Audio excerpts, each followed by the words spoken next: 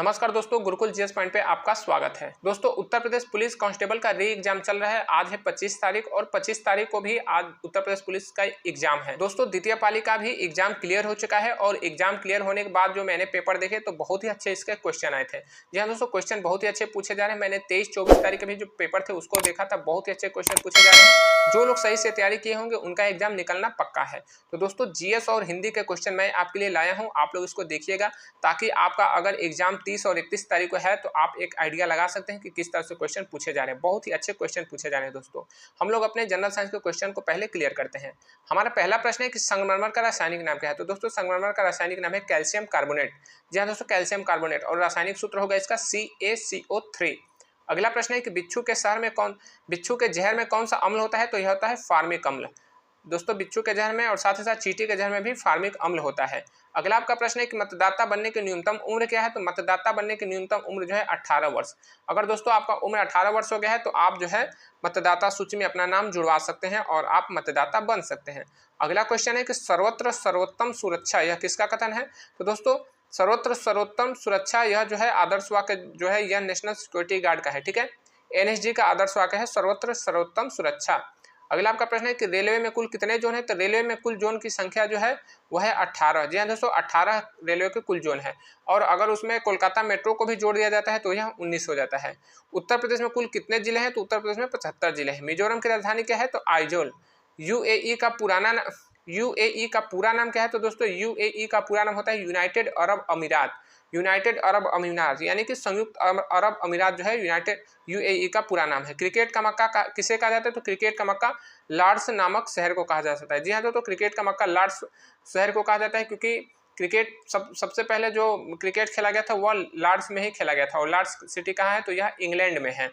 अगला आपका प्रश्न है कि हिंदी हिंदू हिंदुस्तान यह किसका कथन है। तो दोस्तों, यह हिंदी हिंदू हिंदुस्तान जो कथन है वो भारतेंदु हरिश्चंद्र जी का कथन है। दोस्तों, भारतेंदु हरिश्चंद्र जी बहुत ही व्यक्तित्व के धनी व्यक्ति थे। यह भारत की स्थिति थी उसके अनुसार जो है नाटक का वर्णन करते थे। बहुत ही बेहतरीन व्यक्ति थे। दोस्तों, इन्होंने जो है भारत दुर्दशा नामक नाटक को भी लिखा है जो कि पूरे भारत में बहुत ही प्रसिद्ध है। अगला आपका प्रश्न है कि हावड़ा ब्रिज क्या है। तो हावड़ा ब्रिज जो है कोलकाता में है। ठीक है, कोलकाता का जो हावड़ा शहर है वहीं पे हावड़ा ब्रिज है। रक्षा मंत्री कौन है। तो रक्षा मंत्री जो है उनका नाम है राजनाथ सिंह। सबसे बड़ा महासागर कौन सा है। तो सबसे बड़ा महासागर प्रशांत महासागर है। और दुनिया में कितने महासागर है। तो 4 महासागर, प्रशांत महासागर, हिंद महासागर, अटलांटिक महासागर और आर्कटिक महासागर। अगला आपका क्वेश्चन है कि क्षुद्र ग्रह कहाँ पाए जाते हैं। तो क्षुद्र ग्रह पाए जाते हैं मंगल और बृहस्पति ग्रह के बीच में। रूस का किस देश के साथ युद्ध चल रहा है। तो दोस्तों, ये करंट का क्वेश्चन है कि रूस का किसके साथ युद्ध चल रहा है। तो रूस का जो है यूक्रेन के साथ युद्ध चल रहा है। एनसीआर का हेडक्वार्टर कहाँ है। तो एनसीआर का हेडक्वार्टर है प्रयागराज में। जी हाँ दोस्तों, एनसीआर का मतलब होता है नॉर्थ सेंट्रल रेलवे यानी कि उत्तर मध्य रेलवे। इसका हेडक्वार्टर जो है प्रयागराज में है। शरीर की सबसे छोटी हड्डी स्टेपीज है। विधानमंडल कितने राज्य में है। तो विधानमंडल जो है 6 राज्य में है। कौन कौन से है। उत्तर प्रदेश, बिहार, कर्नाटक, महाराष्ट्र, तेलंगाना और आंध्र प्रदेश। यूएनओ कहाँ पर है। तो यूएनओ यानी कि संयुक्त राष्ट्र संघ कहाँ पर है। तो यह जो है अमेरिका में है, न्यूयॉर्क नामक शहर में इसका हेडक्वार्टर है। अगला प्रश्न है काकोरी कांड की घटना किस राज्य से संबंधित है। तो काकोरी कांड जो हुआ था वह यूपी के लखनऊ में हुआ था। ठीक है, उत्तर प्रदेश की जो राजधानी लखनऊ है तो वहीं के आसपास में, उसी के आसपास में काकोरी नामक जगह है, वहीं पे काकोरी कांड हुआ था। यूपी के राज्यपाल कौन है। तो आनंदीबेन पटेल है। पश्चिमी जिला कौन है यूपी का।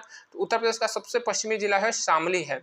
यूपी की सीमा किस केंद्र शासित प्रदेश के साथ जो है स्पर्श करती है। तो देखिए, उत्तर प्रदेश की जो सीमा है वह 8 जो है राज्य शासित और 1 जो है वह केंद्र शासित प्रदेश के साथ साझा करती है। तो कौन कौन से प्रदेश है। तो देखिए, कुल मिलाकर 9 प्रदेश हो जाएंगे आपका। दिल्ली हो जाएगा, हरियाणा हो जाएगा, राजस्थान हो जाएगा, मध्य प्रदेश हो जाएगा, छत्तीसगढ़ हो जाएगा और झारखंड हो जाएगा, उत्तराखंड हो जाएगा और बिहार हो जाएगा। तो इस तरह से कुल 9 राज्य हो जाएंगे। उत्तर प्रदेश पुलिस को कुल कितने रेंज में बांटा गया है। तो दोस्तों, यह पुलिस का क्वेश्चन है और पुलिस का एग्जाम में पूछा गया है। बहुत ही बेहतरीन क्वेश्चन है कि उत्तर प्रदेश पुलिस को कितने रेंज में बांटा गया। दोस्तों, मैक्सिमम लोग इसको जो है गलत किए होंगे क्योंकि उनको जानकारी नहीं है। मैंने अपने वीडियो में कई बार आपको बताया है कि उत्तर प्रदेश पुलिस को जो है 8 जोन में बांटा गया है और 18 रेंज में बांटा गया। जितने भी उत्तर प्रदेश में मंडल है, 18 मंडल, सबको जो है रेंज बनाया गया है। अगला आपका प्रश्न है कि बीबीसी का फुल फॉर्म होता है। तो बीबीसी का फुल फॉर्म होता है British broadcasting British broadcasting BBC का फुल फॉर्म होता है। तीनों सेनाओं का हेडक्वार्टर कहाँ है, तो यह नई दिल्ली में है। पृथ्वी पर खींचे जाने वाली सबसे बड़ी सीधी रेखा विषुवत रेखा है, जिसको 0 डिग्री अक्षांश रेखा कहा जाता है, जिसकी लंबाई हो 4,075 किलोमीटर। दोस्तों तीनों सेनाओं का हेडक्वार्टर का मतलब कि आर्मी, एयरफोर्स और नेवी का हेडक्वार्टर जो है नई दिल्ली में है। एसओ का फुल फॉर्म क्या होगा, तो दोस्तों ये भी बहुत से लोगों का गलत हुआ होगा, क्योंकि बहुत से लोग जो है इसमें जो है जानकारी उनको नहीं होगी। तो एसओ का जो है फुल फॉर्म होता है स्टेशन हाउस ऑफिसर, और एसएचओ का फुल फॉर्म होता है स्टेशन हाउस ऑफिसर। मैंने दोनों का फुल फॉर्म आपको याद करने के लिए कहा था। SHO, SO, DGP, DIG, PRV, ये सब जो है पुलिस से संबंधित फॉर्म है फुल फॉर्म, तो इसको याद रखना चाहिए। कुरुक्षेत्र किस राज्य से है, तो ये कुरुक्षेत्र जो है हरियाणा राज्य में है। संविधान कब लागू हुआ, तो संविधान लागू हुआ आपका संविधान 26 जनवरी 1950 को लागू हुआ, और उसी दिन हम लोग गणतंत्र दिवस मनाते हैं, क्योंकि उस दिन जो है संविधान, जो भारत का कचड़ा संविधान है वो लागू हुआ था 26 जनवरी 1950 को। जी हाँ दोस्तों, भारत का यह संविधान कचड़ा है, क्योंकि संविधान लागू है दोस्त में 75 साल हो गए, लेकिन देश में ना तो गरीबी खत्म हुई, ना ही भ्रष्टाचार खत्म हुआ, ना ही जातिवाद खत्म हुआ, ना ही मतलब कि देश में जितनी समस्याएं थी वो खत्म नहीं हो पाई, बल्कि और समस्याएं गंभीर होती गई।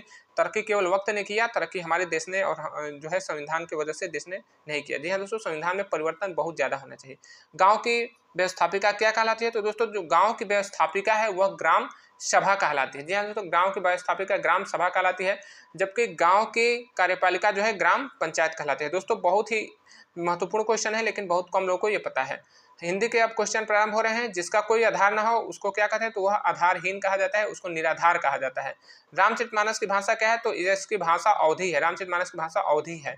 हिंदी महीने का चौथा महीना कौन सा है, तो हिंदी महीना का प्रथम महीना होता है चैत, वैशाख, ज्येष्ठ, आषाढ़। तो जो चौथा महीना है वो आषाढ़ महीना है। प्रथम महीना चैत है और अंतिम महीना फाल्गुन है। महाकवि की संज्ञा किसे प्राप्त है, तो महाकवि की संज्ञा जो है कालिदास, यानी कि कालिदास को जो है महाकवि कहा जाता है। कफन के लेखक कौन है, तो कफन के लेखक है मुंशी प्रेमचंद। समीर का पर्यायवाची क्या होगा, तो समीर का पर्यायवाची होगा वायु, हवा, अनिल, समीर, ये समीर का पर्यायवाची होगा। सूरज का तत्सम क्या होगा, तो सूरज का तत्सम सूर्य होगा। जिसका कोई इलाज ना हो उसको निर्लज कहते हैं। कुरूप का विलोम शब्द होगा, कुरूप का विलोम शब्द सुंदर होगा। प्रतिष्ठा का हिंदी अर्थ होता है मान सम्मान या इज्जत। पुस्तक कौन सा शब्द है, तो पुस्तक जो है तत्सम शब्द है। ईमानदारी कौन सा संज्ञा है, तो भाववाचक संज्ञा है। नाक कौन सा लिंग है, तो स्त्रीलिंग है। समास कितने प्रकार के होते हैं, तो 6 प्रकार के समास होते हैं। लघुर्मी का संधि विच्छेद क्या होगा, तो दोस्तों लघुर्मी का संधि विच्छेद होगा लघु पर प्लस उर्मी। दोस्तों आपको आइडिया लग चुका होगा कि किस तरह से क्वेश्चन पूछे जा रहे हैं। दोस्तों बहुत ही बेहतरीन क्वेश्चन पूछे जा रहे हैं, और आपने अगर सही से तैयारी किया है तो आपका जो रिजल्ट है वो बहुत ही अच्छा आएगा। तो दोस्तों इसके अनुसार आप अपनी तैयारी कर लीजिए। अगर आपका 30 और 31 को क्वेश्चन पेपर है तो आप लोग जो है आइडिया लगा लीजिए और इसके अनुसार तैयारी कीजिए। मिलेंगे अगले वीडियो में, तब तक के लिए जय हिंद।